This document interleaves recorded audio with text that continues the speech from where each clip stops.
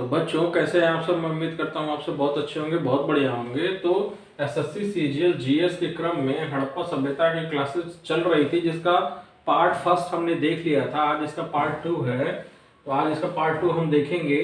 तो part two में आज हमको देखना है राजनीतिक, आर्थिक व सांस्कृतिक संगठन जो है हड़प्पा सभ्यता में जो हमें दिखाई देते हैं वो किस टाइप के थे, कैसे बने थे और उसके अंदर की संरचना कैसी थी, जो कहीं ना कहीं इस सभ्यता को बहुत उन्नत बना देती है, बहुत डेवलप बना देती है।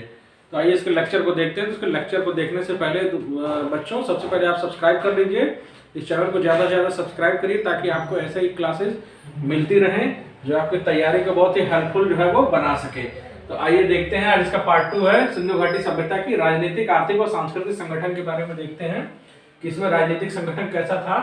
तो फर्स्ट पॉइंट जो है वो राजनीतिक संगठन। राजनीतिक संगठन देखते हैं कि शायद हड़प्पाई शासकों का ध्यान विजय या युद्ध की ओर उतना नहीं था, यानी विजय और युद्ध की तरफ, यानी लड़ाई वगैरह करने में जो है ये उतना इंटरेस्ट नहीं लेते थे। ये उनका इंटरेस्ट किस चीज में था? इनका इंटरेस्ट था वाणिज्य की ओर, यानी ये सबसे ज्यादा बिजनेस और व्यापार की ओर ध्यान देते थे, तभी कहीं ना कहीं ये अपनी उन्नत अवस्था को पहुंच सके थे।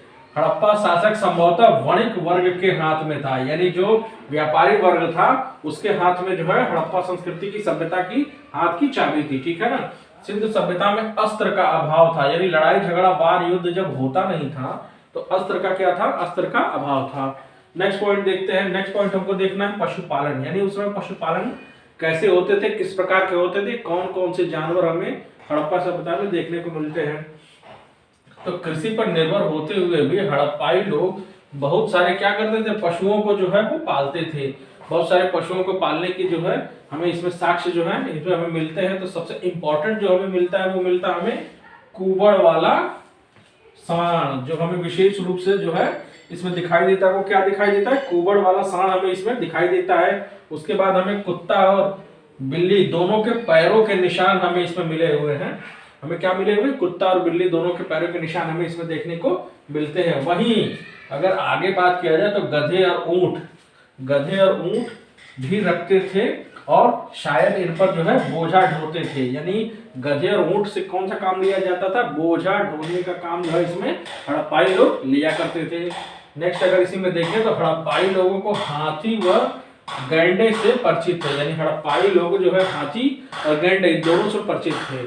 तो अगर पशुपालन की बात की जाए तो ठीक ठाक पशु हमें इस काल में देखने को मिलते हैं, यानी कुबड़ वाला सांड, बिल्ली, गधे, ऊंट, हाथी और गैंडे, ये सारी चीजें हमें इसमें देखने को मिलते हैं। अब घोड़े की अगर बात कर ली जाए तो सबसे इंपॉर्टेंट है, तो घोड़े के अस्तित्व का संकेत हमें मोहनजोदड़ो की एक ऊपरी सतह से यथा लोथल में मिली एक संदिग्ध मूर्ति, ठीक है ना, संदिग्ध मूर्ति जो हमें मिली हुई है, ये कहाँ पे? मोहनजोदड़ो और लोथल में इससे मिला हुआ है। तो इससे लगता है कि हड़प्पाई सभ्यता अश्व केंद्रित नहीं थी, यानी हड़प्पाई जो सभ्यता थी वो कहीं ना कहीं अश्व केंद्रित जो है वो नहीं थी, यानी लड़ाई झगड़ा होता नहीं था, तो घोड़े का उतना ज्यादा उपयोग हमें इसमें देखने को नहीं मिलता है। और नेक्स्ट पॉइंट जो हम देखते हैं वो देखते हैं शिल्प व तकनीकी का ज्ञान। ठीक है ना, शिल्प और तकनीकी का ज्ञान इनको कैसे कैसे था? तो मोहनजोदड़ो से बुने हुए कपड़े का एक टुकड़ा जो है हमें इसमें देखने को मिलता है। मोहनजोदड़ो से एक बुने हुए कपड़े का टुकड़ा हमें देखने को मिलता है, जिससे क्या पता चलता है कि कताई के लिए तकलियों का इस्तेमाल जो है इसमें हमें होता था। तकलियों का इस्तेमाल कताई के लिए किया जाता था। बुनकर जो है ऊनी और सूती कपड़ा बुनते थे। बुनकर क्या करते थे? ऊनी कपड़ा भी और सूती कपड़ा भी बुनते थे। ठीक है ना। अब हम इसमें नेक्स्ट पॉइंट देखते हैं कि हड़प्पाई लोगों को नाव बनाने का काम भी करते थे, यानी हड़प्पाई लोग कौन सा काम करते थे? नाव बनाने का। नाव बनाने का मतलब है कि उसमें वाणिज्य व्यापार जो है बहुत उन्नत अवस्था में था। वाणिज्य व्यापार एक देश से दूसरे देश में होता रहता था। नाव बहुत इंपॉर्टेंट रोल प्ले करता है। वहीं अगर नेक्स्ट हम इसमें देखें तो स्वर्णकार जो है चांदी, सोना और रत्नों के आभूषण, ठीक है ना, रत्नों के आभूषण जो है वो बनाते थे, यानी उस समय चांदी बहुत उन्नत अवस्था में थी, सोना ज्वेलरी वगैरह लोग उस समय पहना करते थे, और तमाम सारे रत्नों के आभूषण जो है हड़प्पाई महिलाएं जो है बहुत उन्नत अवस्था में पहना करती थी, इसलिए उनकी डिमांड बहुत ज्यादा थी। ये सारी चीजें उस समय क्या किया जाता था? बनाया जाता था। नेक्स्ट पॉइंट अगर हम देख ले, नोट में देख ले, तो सबसे पहले कपास पैदा करने का जो श्रेय जाता है वो सिंधु सभ्यता के लोगों को ही है, यानी सबसे पहले कपास से कपड़े बनाने का जो श्रेय जाता है वो सिंधु सभ्यता के लोगों को ही जाता है, क्योंकि कपास का उत्पादन सबसे पहले सिंधु क्षेत्र में ही हुआ।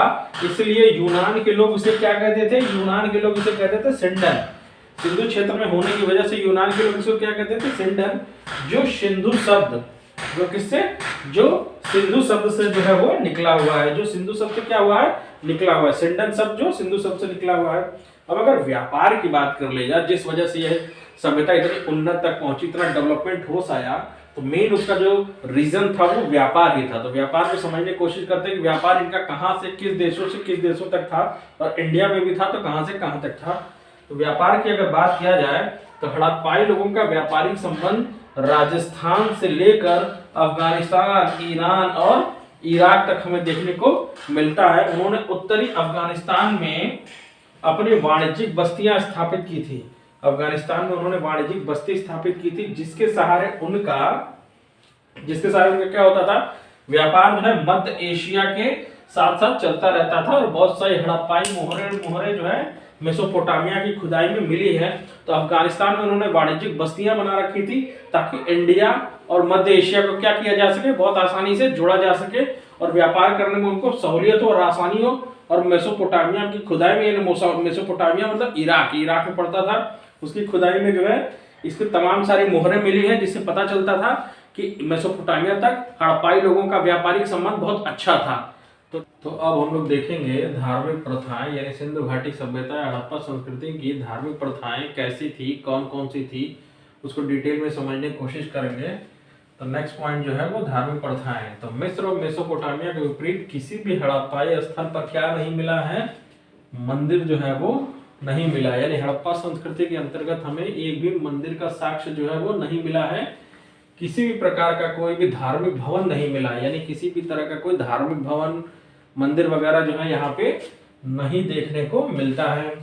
वहीं हड़प्पा में पक्की मिट्टी की स्त्री मूर्तिकाएं भी भारी संख्या में मिली हैं। एक मूर्ति में स्त्री के गर्भ से निकला पौधा दिखाया गया है। यह संभवतः पृथ्वी देवी की प्रतिमा है। तो इसे क्या माना गया है, इसे संभवतः जो है पृथ्वी देवी की प्रतिमा की उपाधि जो है वो दी गई है। पुरुष देवता एक मोहर पर चित्रित किया गया है, उसके सिर पर 3 सिंह, यानी पुरुष देवता की अगर बात की जाती है तो एक मिली है और उसके सिर पे 3 सिंह। मोहर पर चित्रित देवता को पशुपति महादेव बतलाया जाता है। और हड़प्पा में पत्थर पर बने लिंग और योनि के अनेक प्रतीक जो है वो मिले हैं। लिंग और योनि के अनेक प्रतीक जो है यहाँ पे देखने को मिले हैं। और पशुपति महादेव की एक चित्रित देवता की मूर्ति भी यहाँ पे देखने को मिलती है। लिंग पूजा हड़प्पा काल में शुरू हुई और आगे चलकर हिंदू समाज में पूजा की विशिष्ट विधि जो है वो मानी जाती है। तो लिंग पूजा की शुरुआत अगर कोई पूछे तो क्या बोला जाएगा कि उसकी शुरुआत जो है हड़प्पा काल में शुरू हुई थी और आगे चल के हिंदू समाज में विशिष्ट पूजा जो इसको माना जाता है। सिंधुवासी वृक्ष पूजा भी किया करते थे। और एक मुहर पर पीपल के डालों, कौन सा वृक्ष, पीपल का वृक्ष, पीपल के डालों के बीच विराजमान देवता चित्रित हैं। इस वृक्ष की पूजा आज तक जारी है। यानी पीपल के वृक्ष की पूजा जो है आज भी हमें समाज में देखने को मिलता है। इसकी शुरुआत कहाँ से हुई थी, तो सिंधु घाटी सभ्यता से शुरुआत मानी जाती है। हड़प्पाई काल में पशु पूजा का भी प्रचलन था। यानी वृक्ष पूजा के अलावा पशु पूजा भी हमें देखने को सिंधु घाटी सभ्यता में मिलता है। तो कई पशु मोहरों पर अंकित है। इनमें सबसे महत्वपूर्ण एक सिंग वाला, यानी सबसे महत्वपूर्ण अगर कोई बोला जाएगा तो वो एक सिंग वाला जानवर जो कि गैंडा हो सकता है। एक सिंग वाला जानवर कौन हो सकता है, गैंडा हो सकता है। और साथ ही कुबड़ वाले सांड का भी जिक्र हमें इसमें देखने को मिलता है। नेक्स्ट पॉइंट अगर देखें तो सिंधु प्रदेश के निवासी वृक्ष पूजा, पशु पूजा, मानव के स्वरूप में देवता की पूजा करते थे, परंतु वे अपने इन देवताओं के लिए मंदिर नहीं बनाते थे। यानी मंदिर का कॉन्सेप्ट हमें हड़प्पा सभ्यता के अंदर देखने को नहीं मिलता है। जैसा कि प्राचीन मिस्र और मेसोपोटामिया में बताया जाता था, वहां देवता वगैरह के लिए मंदिर की स्थापना की जाती थी, लेकिन हड़प्पा सभ्यता में मंदिर जो है वो हमें नहीं मिला है। अब हम हड़प्पाई लिपि की बात करें तो प्राचीन मेसोपोटामिया की तरह हड़प्पाई लोगों ने भी लेखन कला का जो है विकास तो किया था, लेकिन हड़प्पाई लिपि जो है वर्णात्मक नहीं थी। यानी वर्णात्मक नहीं थी, कैसी थी, चित्रलेखात्मक थी। यानी फिगर के माध्यम से जो है लिखने की कला का विकास किया गया था, और आज भी हड़प्पा सभ्यता की लिपि को जो है वो पढ़ा नहीं जा सका है। ये सबसे बड़ी विडंबना है। तो बच्चों, हड़प्पा संस्कृति में जो नेक्स्ट पॉइंट देखने को मिलता है वो देखने को मिलता है माप तौल। यानी माप तौल की कौन सी इकाई का प्रयोग जो है हड़प्पा सभ्यता में होता था, तो इसको ध्यान से देखें और समझें। माप तौल में 16 या गुणकों का प्रयोग जो है वो किया जाता था। यानी 16 के गुणकों का प्रयोग जो है माप तौल में किया जाता था। 16, 64, 160 और 320 और 640। दिलचस्प बात यह है कि 16 के अनुपात की यह जो परंपरा है वो भारत में आधुनिक काल तक जो है वो चलती आ रही है। यानी 16 के गुणकों की जो परंपरा थी वो भारत में हड़प्पा सभ्यता के बाद भी आधुनिक काल तक इसका प्रयोग जो है वो चलता रहा। नेक्स्ट पॉइंट देखते हैं कि हड़प्पाई लोग जो है कुम्हार के चाक का उपयोग करने में बड़े कुशल थे। अनेक बर्तनों पर विभिन्न रंगों की चित्रकारी देखने को मिलती है। हड़प्पा बर्तनों पर आमतौर पर वृत्त या वृक्ष, किसकी वृत्त या वृक्ष की आकृतियां हमें देखने को मिलती हैं। कुछ कुछ जगहों पर मनुष्य की आकृति भी हमें दिखाई देती है। यानी मैक्सिमम जगह पर हड़प्पाई चाक या बर्तनों पर वृत्त या वृक्ष की, और कुछ जगह पर जो है मनुष्य की आकृति भी हमें दिखाई देती है। नेक्स्ट पॉइंट देखते हैं कि हड़प्पा संस्कृति में 2000 मुहरें या सील प्राप्त हुई है। इनमें से अधिकांश सीलों पर एक सिंगी जानवर, ठीक है ना, वो एक सिंगी जानवर, भैंस और बाघ, बकरी और हाथी की आकृतियां जो है उसमें उकेरी गई हैं। ये बहुत इंपॉर्टेंट है, अक्सर एग्जाम में पूछता है कि एक सिंग वाले जानवर की सील और मुहर जो है हड़प्पा सभ्यता में दिखाई देती है और मिली हुई है। ये बहुत इंपॉर्टेंट क्वेश्चन है, इसको ध्यान दें। सिंध प्रदेश में भारी संख्या में आग में पकी मिट्टी जो टेराकोटा कहलाती है कि बनी मूर्तियां जो है वो मिली है। आग में पकी हुई मिट्टी की मूर्तियां जो है इसमें बनाई जाती थी। यानी कच्ची नहीं, पक्की मिट्टियों का इस्तेमाल जो है हड़प्पाई सभ्यता में होता था। हड़प्पा संस्कृति के अगर पतन की बात की जाए कि हड़प्पा संस्कृति इतनी विकसित अवस्था में थी, हड़प्पा, मोहनजोदड़ो और कालीबंगा, तमाम ऐसी साइट्स हमें जो देखने को मिलती हैं, वो अचानक से लुप्त कैसे हो गई, अचानक से समाप्त कैसे हो गई।